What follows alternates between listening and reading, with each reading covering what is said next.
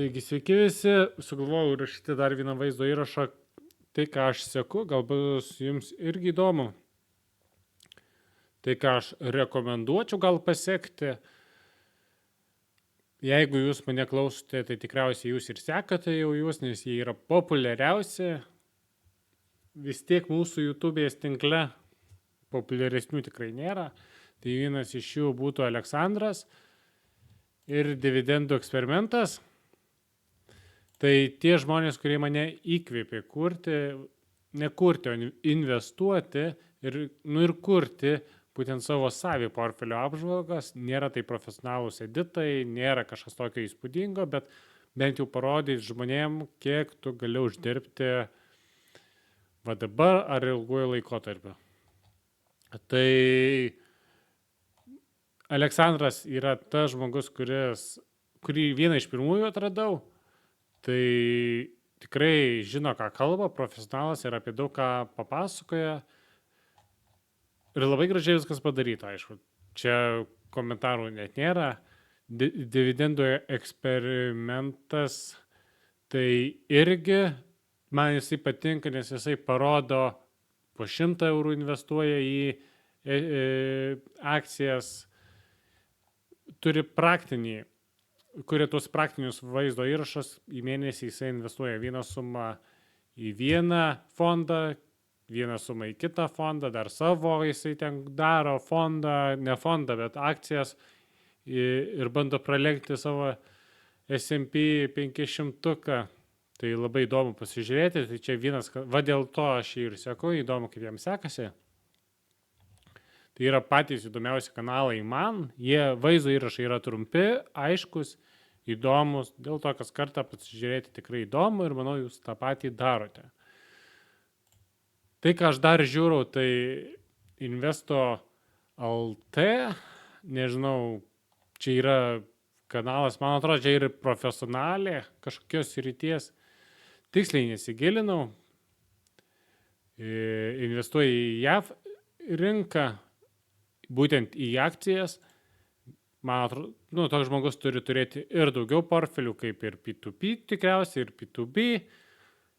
Tai šito nežinau, bet aš ją seku nuo pat pradžių, kai dar kėlė vaizdo įrašus apie savo akcijas. Aš net nesitikėjau, kad taip jau ilgai jinai kuria, bet jinai dar pradėjo kelti vaizdo įrašas. Aš tikrai pabandysiu greitai nueiti į apačią. Aš ją atradau nuo pat pirmųjų, man atrodo, pirmo ir antro vaizdo įrašo, tai ką jinai yra padarius. Ir pradėjau tada investuoti į Revolutą. Va, būtent atradęs šitus 2 vaizdo įrašus, pradėjau aš irgi investuoti į Revolutą, išbandžiau tą dalyką prieš 3 metus. Tai būtent jos dėka Revoluto atradau su akcijom. Nes dar net ir į savo eiti į Freedomą, o Freedomas atradau per dividendų eksperimentą ir Aleksandrą. Ten, kur labiausiai nusivilau, nes investavau ten, kur siūlė Freedomas ir dėja, bet akcija net kilo. O buvo prognozijas ten, rizika yra rizika. Dar, ką žiūrau, investavimas.lt. Retai kada pažiūrau, bet pokalbiai įdomus, išsamus, tai verta paklausyti, visų nesu pražiūrėjęs, bet rekomenduočiau kas kartą prie kavos irgi įsijungti, nes jie yra ilgesni, tai čia jau reikia laiko. Darbe kur nors dirbant ar prie kavos pats tas. Nesiniai atradau, kad Ilja Laurus kuria vaizdo įrašas, šito nežinojau, bet aš kaip asmenį žinojau, todėl domėjausi juo, žinau, kad turi fondą, akcijų fondą, jį valdo ir gan gerai sekasi. Tai aš nežinau, kaip dabar nesigilinau, kaip dabar jam tenai su tuo fondu, bet manau, viskas puikiai, nes vis tik profesionalai dirba. Tai aš atradęs nustebau, kad jisai turi YouTube'ės kanalą, o aš jį pirmą kartą sutikau prieš gerus 10 metų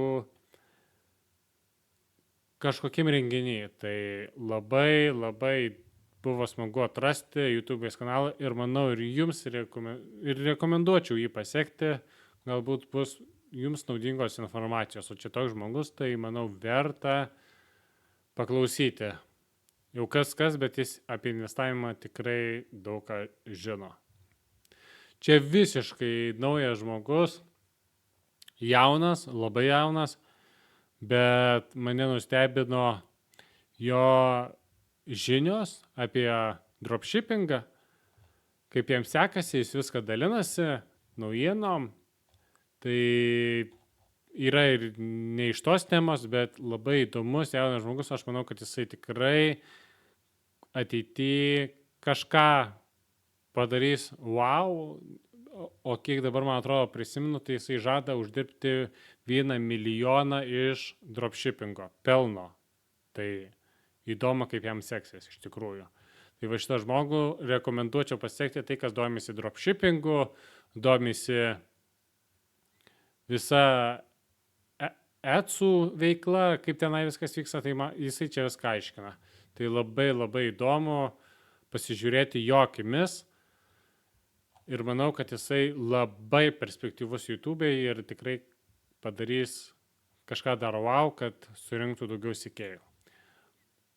Vieną iš pirmųjų irgi esu atradęs Proto industriją, žiūrau nuo pat pirmų laidų, kažkaip buvo iššokę. Tai Proto industrija, tai jūs tikrai visi žinote, tai kas manęs klausote, tai rekomenduočiau pasižiūrėti ir Proto industriją.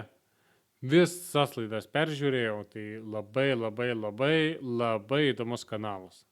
Čia ne apie investavimą, šiek tiek yra aišku, verslas, investavimas, bet iš verslo pusės labiau, tai labai įdomu ir rekomenduoju pasiekti. Ką tikriausiai taip irgi darote. Finansiškai raštingi, vadėja šitų ir Gintaro Paciūno, aš nežinau, yra dar vienas kažkoks kanalas, kur finansiškai raštingi, bet kitoks pavadinimas, bet principas panašus, tai jie kartoja tą patį per tą patį. Jau visi tą patį yra Aleksandras ir dividendų eksperimentas ir viską tą patį per tą patį. Galbūt ten pateikia įdomiau, bet populistai, aš juos vadinčiau populistais, o labiau akcentuočiau žiūrėti į tuos, kuriuos prieš tai pasiūliau. Tai šitie nelabai man patinka, aš jų neseko, daug vaizdo įrašų turi, aišku, jie nori kuo daugiau prisitraukti auditorijos, pinigai, peržiūros ir Gintaras Paciūnas lygiai tas pats.